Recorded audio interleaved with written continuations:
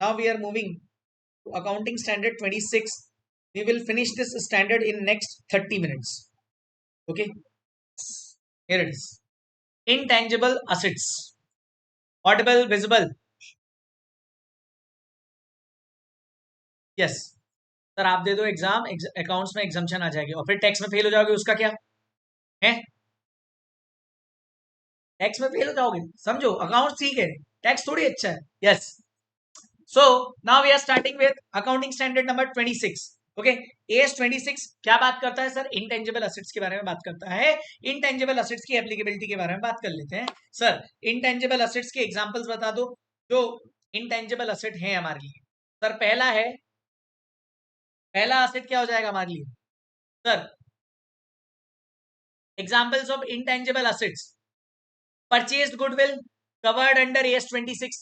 Software and websites, patent know how, copyrights, trademarks, place, manuscripts. Scripts होती है ना कि भाई ये मेरी कहानी है, that is also intangible.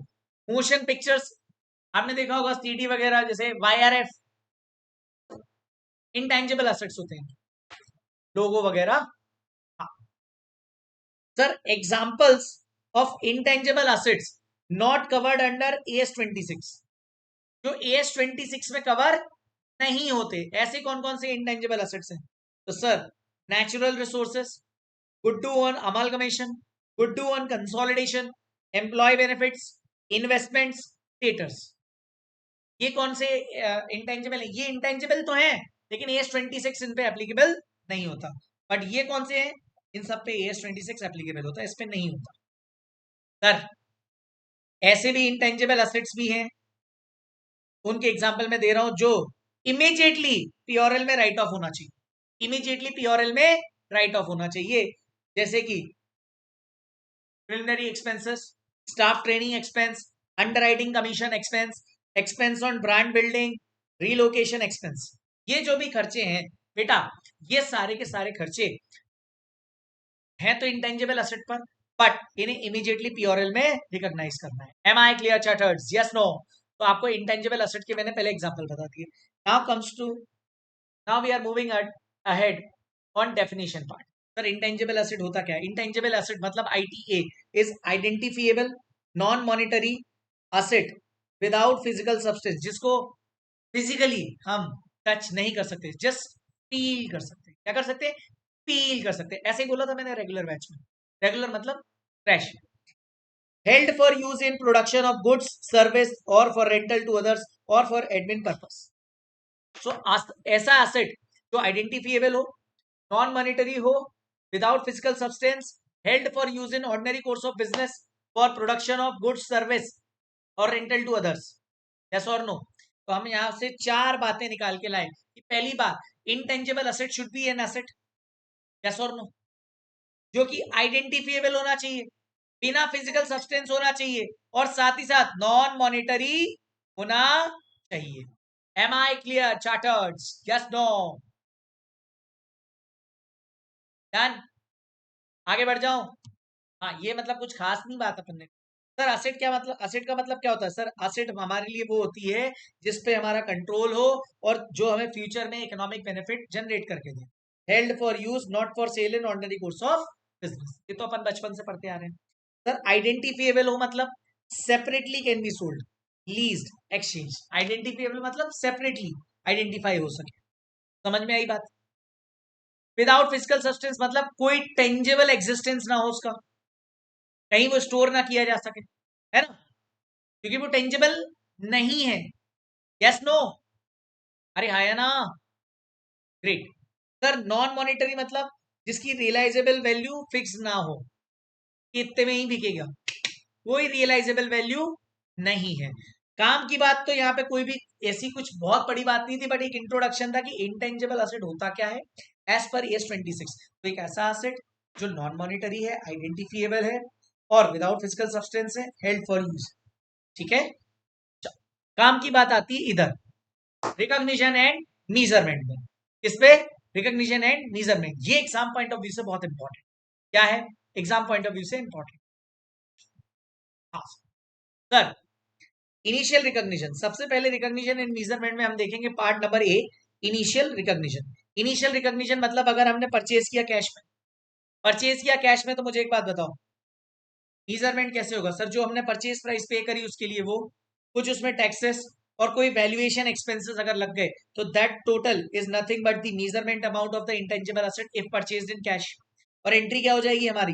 Intangible asset account debit to cash in bank. Am I clear? ये तो सेम था, पीपीई में भी ऐसे ही करते थे अपन परचेज प्राइस में। वहां दो चार चीजें एक्स्ट्रा थी क्योंकि वो टेंजिबल था। इंटेंजिबल वैल्यूएशन एक्सपेंस आ जाएगा। तो ठीक है सर, अगर मैंने असेट एक्सचेंज किया है, क्या किया है? असेट एक्सचेंज किया है, तो मेजरमेंट किस पे होगा? Fair value of the asset given up. सबसे पहले हम क्या ढूंढेंगे? फेयर वैल्यू किसकी? असेट जो हम दे रहे हैं। अदरवाइज अगर वो अवेलेबल नहीं है तो fair value of the asset acquired. Sir दोनों की फेयर वैल्यू अब पता नहीं है, बुक वैल्यू। ओके, तो एंट्री क्या हो जाएगी इस केस में? न्यू इंटेंजिबल एसेट जो कि आ रहा है तो that should be debited, and जो जा रहा है वो credited to old intangible asset. जो भी डिफरेंस होगा वो पीओरएल में चला जाएगा। पक्का? और ये जो हमने बताया ना कि मेजरमेंट किस अमाउंट के लिए, तो ये नए वाले के लिए, नया वाला असेट कितने पे मेजर होगा?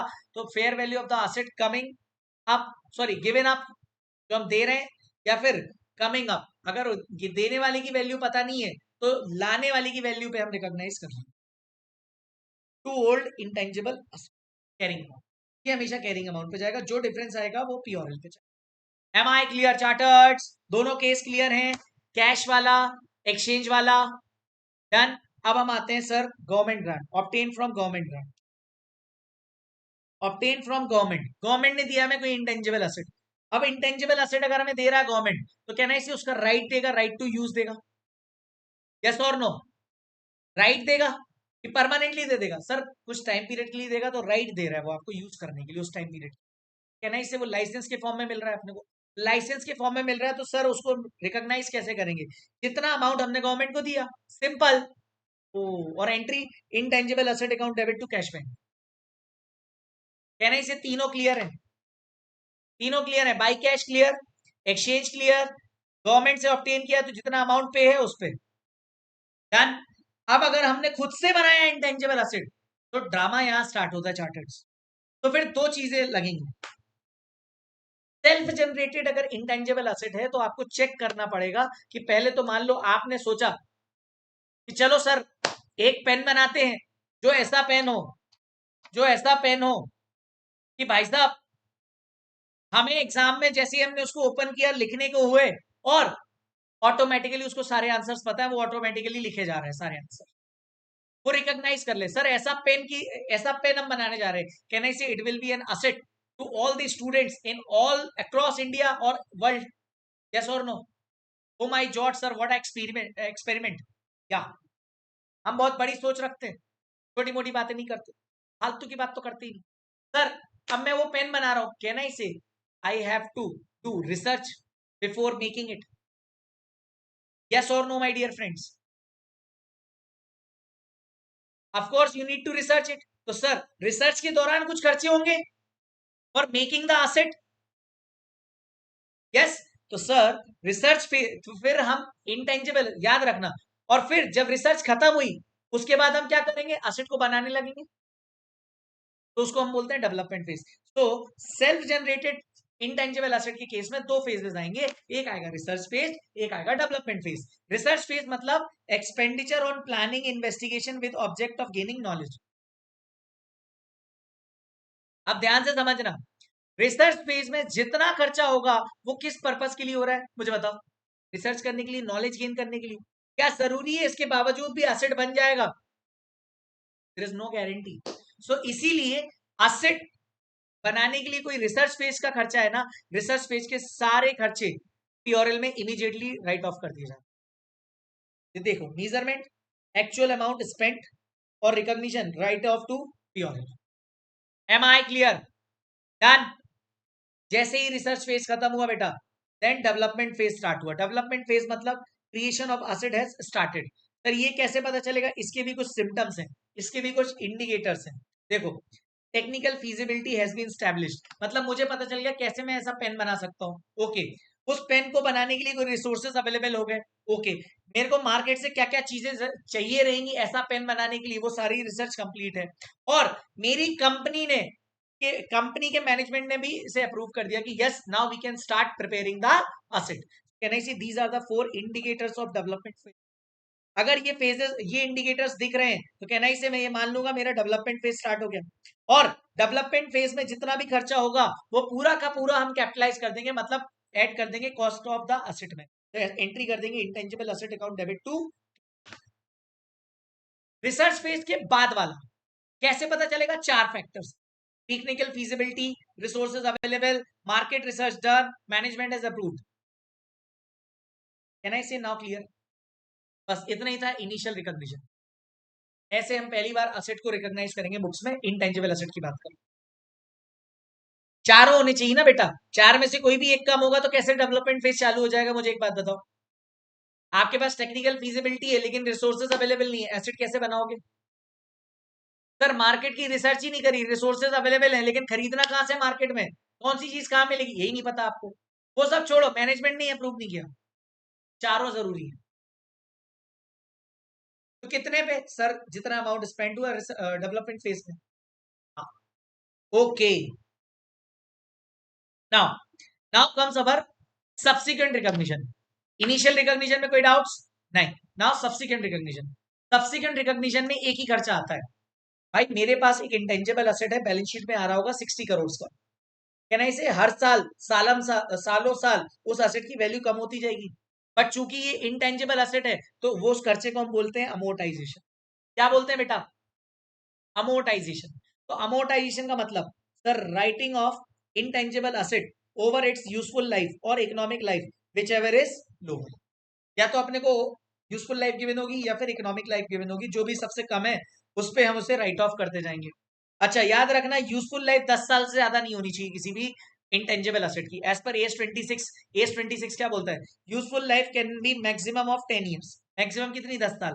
Else management needs to justify, अगर मान लो आप 12 साल दिखा रहे हो तो मैनेजमेंट को जस्टिफिकेशन देना पड़ेगा फाइनेंशियल्स में डिस्क्लोजर के रूप में। Am I clear chartereds? Yes और नो? हाँ सर, मीजरमेंट। अब इसको अमोर्टाइज करोगे कैसे? तो दो मेथड है, या तो एसएलएम बचपन से पढ़ते आ रहे हो, लेकिन ratio of future economic benefit, या तो आप दूसरा मेथड कौन सा यूज कर सकते हो? Ratio of future economic benefit. Subsequent recognition का जब कंसेप्ट खत्म हो जाएगा तो मैं आपको बताऊंगा कैसे इसका ऑप्शन आएगा, ठीक है। Ratio of future economic benefit, ये एक मेथड लगा सकते हो। मतलब sir ratio of future economic benefit मतलब कितने आप कैश फ्लोज जनरेट कर पा रहे हो इनटेंजिबल एसेट के एस्टिमेटेड बेसिस पे, ओके। तो उसके बेसिस पे आप अमोर्टाइज कर सकते हो असेट को, ओके। एंट्री क्या करोगे? Amortisation account debit to intangible asset. क्यों? क्योंकि इंटेंजिबल असेट का वैल्यू कम होता जाएगा, और प्योरल में डेबिट क्या होगा? अमोर्टाइजेशन। पक्का? डन। अमोर्टाइजेशन में कोई डाउट्स? एवरीबडी? हाँ या ना?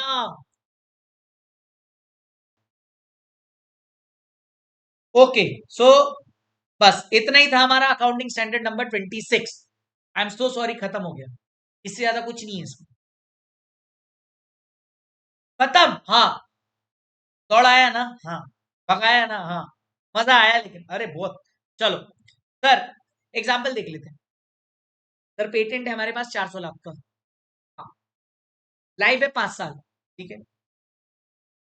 और इस पेटेंट से जो जनरेट होने वाले हैं कैश फ्लोज ये भी गिवन है, ठीक है sir. After third year estimated life was 6 years, मतलब 3 साल तक आपने अमोर्टाइज किया असेट को, कर दिया सर।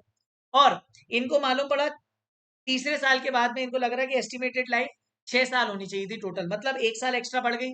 6th ईयर का कैश फ्लो भी आपको दे दिया है। अब मुझे बताओ सब्सिक्वेंट रिकॉग्निशन करना है तो कहना है इसे अमोर्टाइज करना पड़ेगा मुझे एसेट को। अमोर्टाइज करना पड़ेगा तो कैसे करूंगा मैं? ईयर 1 2 3 4 5 6, ठीक है।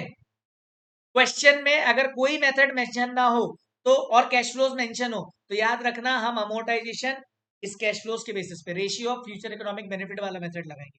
कैसे लगाएंगे देखो मैं बताता हूँ, कैश फ्लोज लिख देना, ठीक है।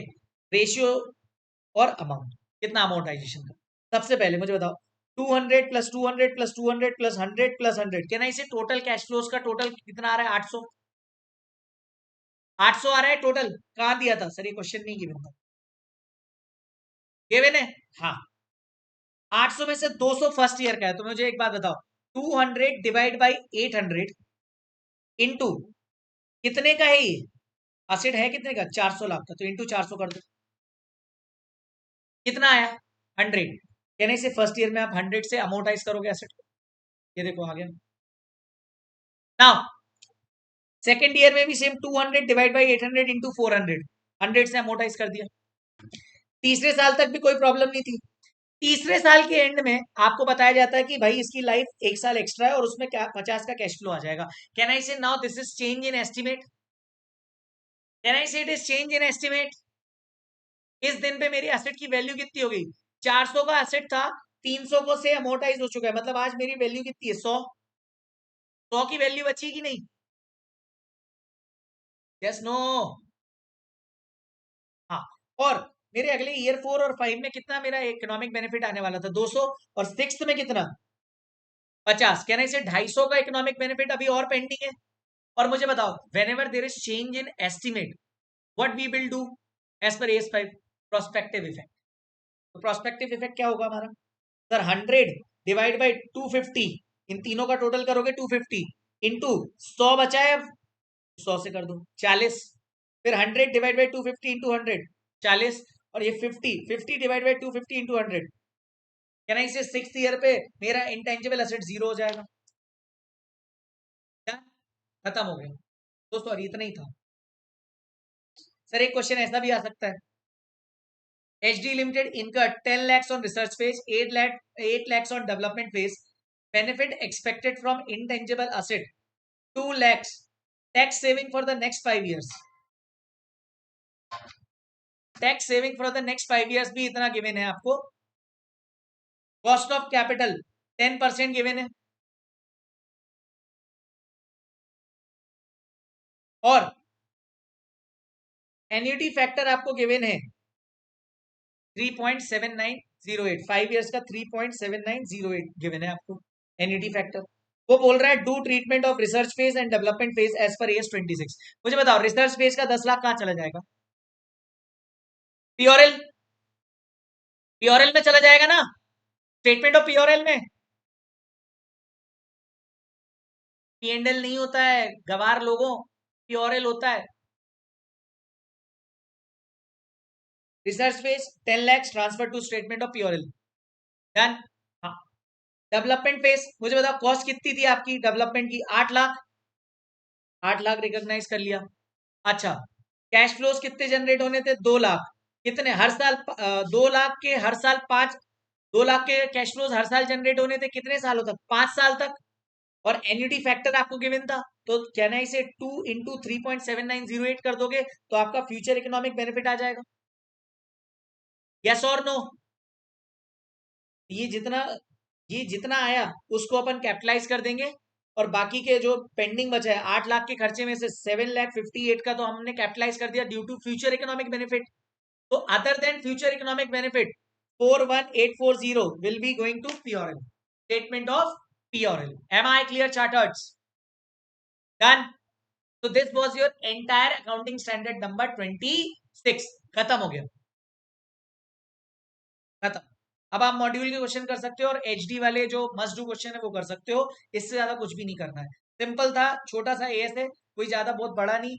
पता नहीं इसका मार्केट में हुआ क्यों बना के रखा है, बहुत आसान ही है इससे। ठीक है, चलिए।